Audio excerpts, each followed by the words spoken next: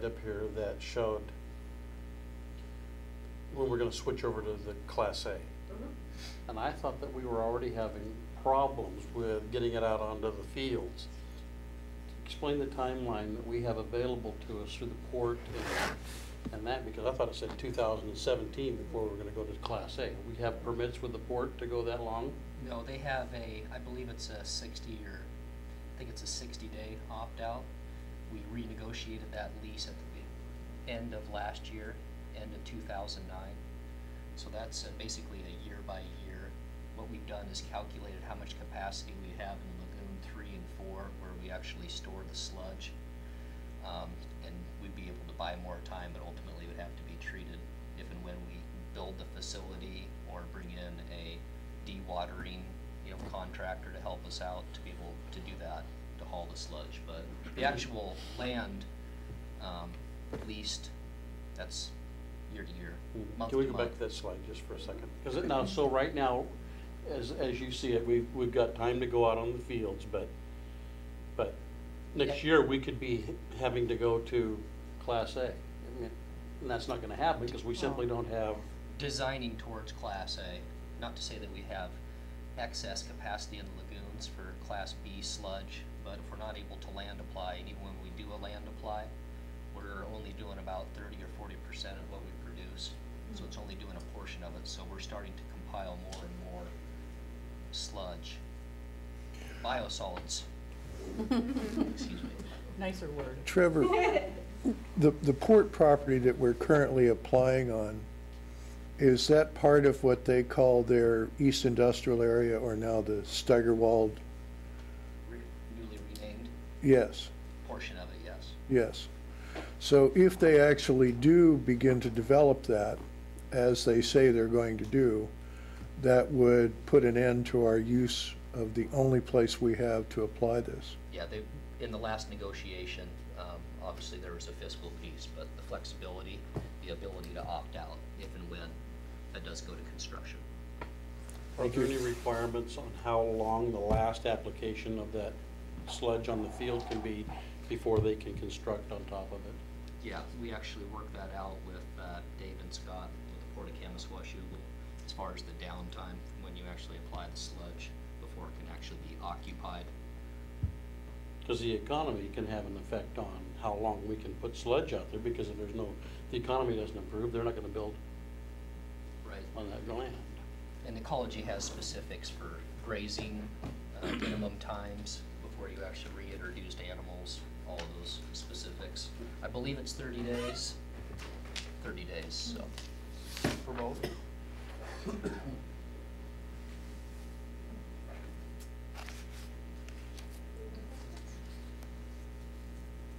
Possible to get a copy of the PowerPoint? Yes. Send it to you electronically. Any other questions for Heather or Trevor at this point? I'll bet the audience knows more about sewer treatment than they ever wanted to know. There's all sorts of fascinating stuff. Yeah. You can use the word fascinating if you'd like. Thank you, Heather.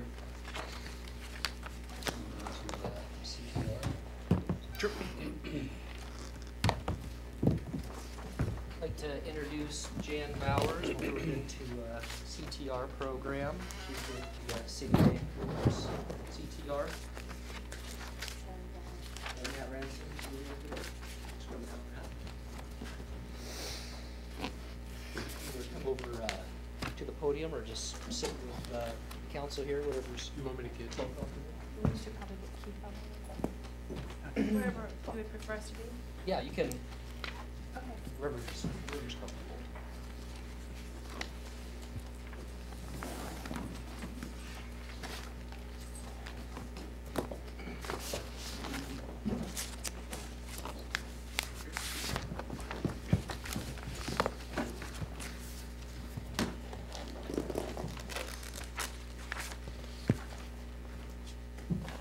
I did create a little handout for you, just to kind of let you know what's going on with the CTR program.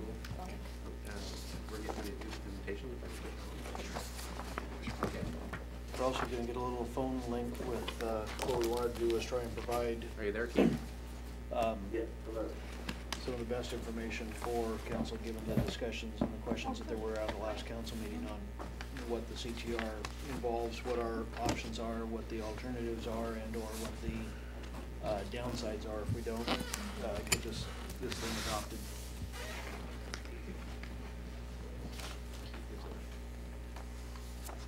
Keith Cotton is also on the phone. He's with Washdown up in Olympia. Hello. Hi, Keith.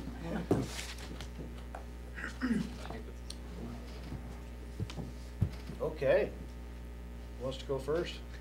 Well, there were a few questions in late January. We did get those responses routed to council. Basically just open discussion to go over the program. Obviously, Jan's very familiar with it as well as Matt, and answer any questions. I do have copies of the email that was forwarded to council if you want to have it in front of you, answering a few specific questions that were brought up in the last workshop when CTR was discussed. Matt and I are able to answer any questions in terms of the local program that we have. We invited Keith to join us because there were some of the questions noted on the information that we received regarding transportation funding and how that might impact Washougal. And so we asked Keith, since he's the expert on that, to be a part of the conversation. So if you had more detailed questions, he would be able to provide the information, and you would be confident with the information that he gave, since he is very familiar with it up in Olympia.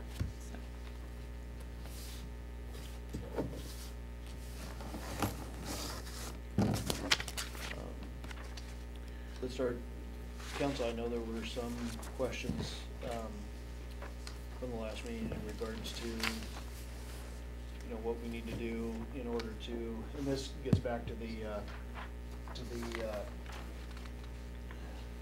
interlocal agreement, joint interlocal agreement with the other cities, and we were taking the lead on this.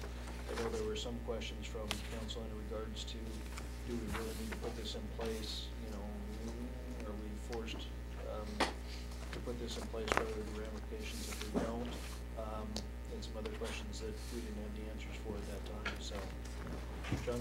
Probably my top concern is compliance with this.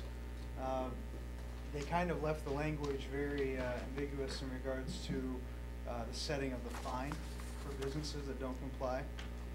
One of the discussions we were having was setting the fine at $1 because there were no specific layouts for that. Just want to make sure that if we were to do that, that would still be in compliance with everything. Keith, did you hear what he was commenting on?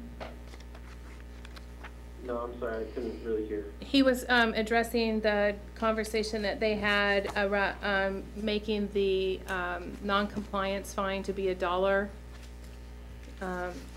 And they wanted to know, would they still be in compliance with the CTR law if they indeed go that route?